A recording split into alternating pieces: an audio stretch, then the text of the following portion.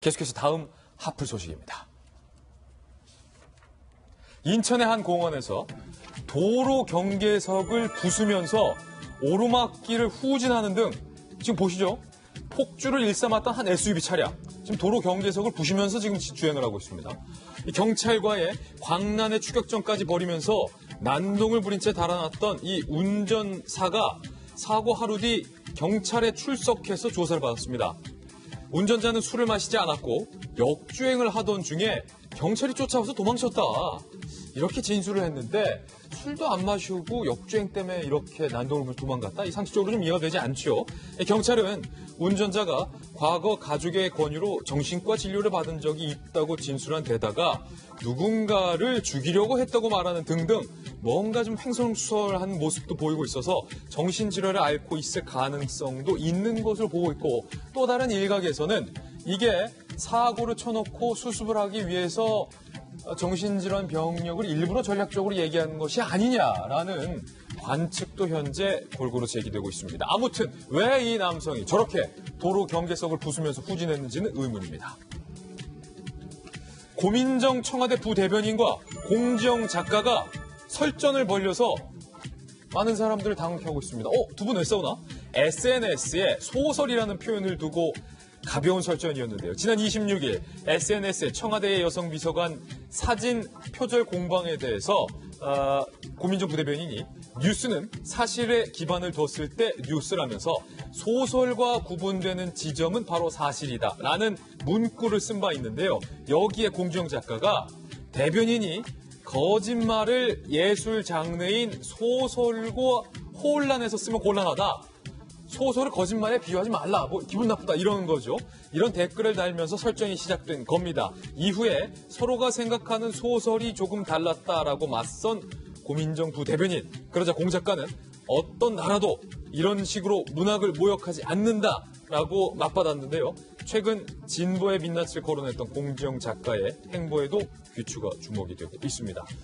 지금 소설을 두고 고민정 부대랑 지금 공지영 작가가 맞붙은 거예요, 김병민 박사님. 네, 뭐 별 일이 아닐 수도 있겠습니다만 공지영 작가 입장에서는 소설을 모욕했다라고 생각하는 것이 아닌가 싶어요.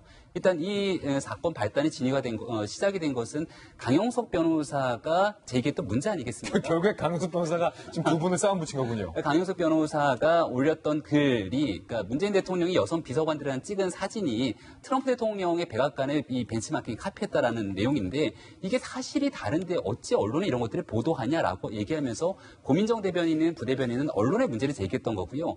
근데 여기에 그 사실과 다른 것이 소설이라고 하는 그 표현 자체에서 공정원 작가는 굉장히 불쾌감을 표현한 거죠. 소설이라고 얘기하지 말고 거짓말이라고 표현해라라는 거 아니겠습니까?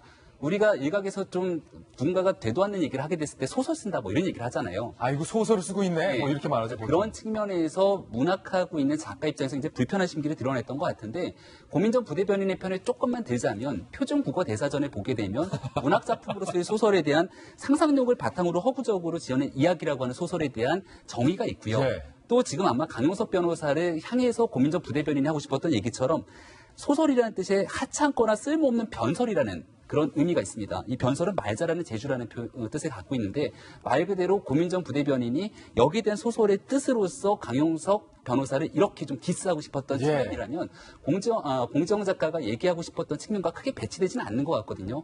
다만 지금 여기서 우려가 되는 건 공정 작가는 그 누구보다 사실은 민주 진영에서 열심히 노력하고 대변했던 그런 역할을 했던 모습을 볼 수 있는데, 최근에 이재명 지사 등과 설전을 벌이는 모습 등을 통해서 약간 이 정치적인 공방들이 과열되고 있는 양상들이 현재 이 진보 진영 내에서 일어나고 있는 것은 아닌가 생각이 됩니다. 근데요, 저기서 저는 고민정 부대변인이 저걸 소설이라고 쓸 수밖에 없었다고 봐요. 거짓말이라고 쓸 수가 없어요. 그래요? 네, 왜냐하면은 그 강용석 변호사가 그 SNS에 글을 올리면서 그 사진에 대해서 이제 얘기를 한 건데, 그것에 대해서 강용석 변호사가 어떤 생각으로 이제 그런 식으로 했는지 확인을 사실 안 한 상태에서 함부로 당신 거짓말이야라고 말할 수는 없는 거죠. 왜냐하면 거짓말이라고 말을 하는 순간 벌써 그 사람에 대해서 뭐 명예훼손이나 모욕이 가능성이 있기 때문에 함부로 그렇게 쓸 수는 없는 거고, 오히려 소설이라고 하니까 훨씬 정확한 표현입니다. 제가 봤을 때. 법률적으로도 그렇고. 근데 지금 이제 그 공지영 작가가 이제 본인의 소설가이기 때문에 저게 좀 약간 민감하게 반응한 게 아닌가 하는 생각이 좀 듭니다. 그렇군요. 박정화 대변인도 이렇게 언론 대변인 하다 보면 보통은 이런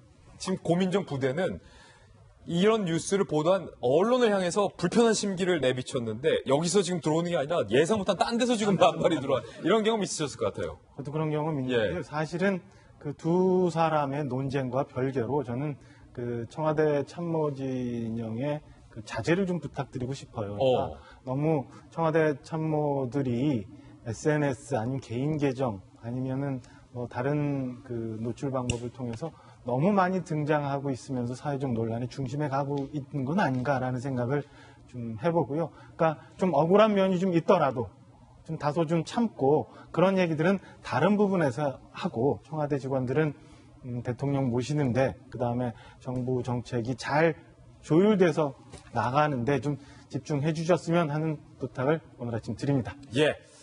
저희는 60초 후에 오늘의 힐링 뉴스로 돌아오겠습니다. 잠시 후 저와 함께 힐링하시죠.